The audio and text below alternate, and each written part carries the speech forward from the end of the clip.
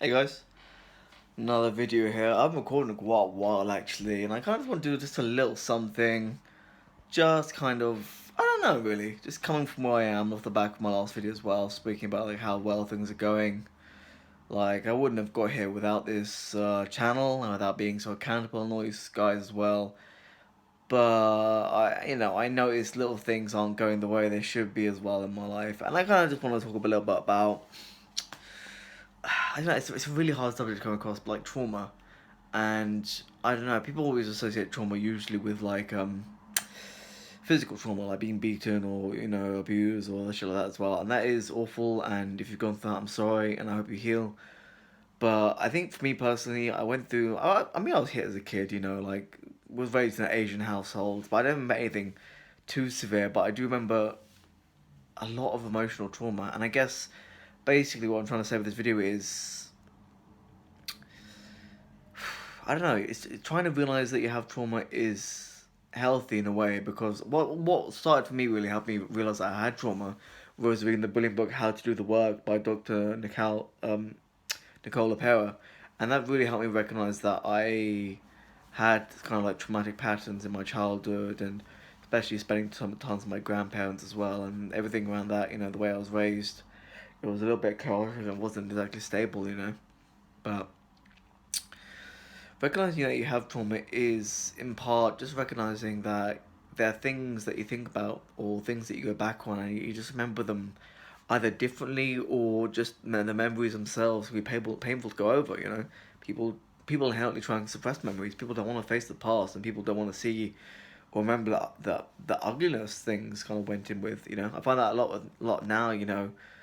I find it hard when mom talks about her father, my grandfather, in such a purely lionistic way, in a purely positive way, because I know he was a good man, but he did a lot of bad things as well, and he was a human being, and did good and bad, and it's hard though in some ways trying to talk about that, I don't think I can ever.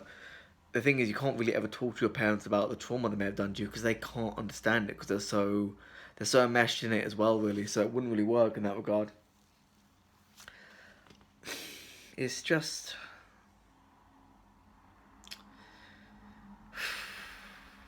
your body doesn't really forget in a sense. There's a book I've not read it yet. Your body doesn't forget the score about like trauma and about understanding that, and it's a painful thing to go back on and really think about and journal about as well.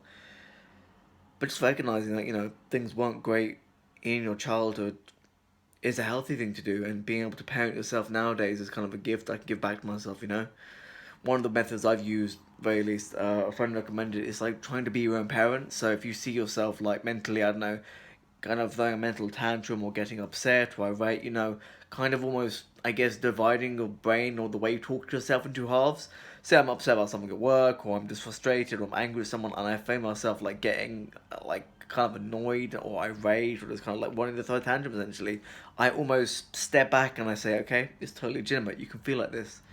It's fine to feel like this. It's okay to feel frustrated. And then I try and link it back to like why am I feeling this way? Like why are you feeling like this? And sometimes it usually is just because of something I did or something someone else did, but sometimes I've really like been able to trace it back to like childhood and been able to say, oh wow, it's because this happened then, because my grandfather laughed at me and called me this or that. Going back to just the emotional side of things, I one of the biggest things in my childhood, the emotional abuse I suffered really was a lot of self esteem, being called stupid, being called fat, being called lazy, being laughed at, being made fun of, what my grandparents would call teasing. I think teasing is fine and totally healthy, but the way my grandparents and my family, or well, my grandparents really, and the sort of extended family there as well, what they called teasing was essentially just, bullying. It was essentially just laughing at someone for having faults and failures and offering no positive reinforcement, I guess, and just constantly being laughed at. That destroyed me as a child. It destroyed my self esteem. It destroyed any kind of idea of self confidence or being social, being able to talk to people. It was such a painful thing to go through, and only being able to have the gratitude and space of time now to step back and look at that and go, wow, that was kind of fucked.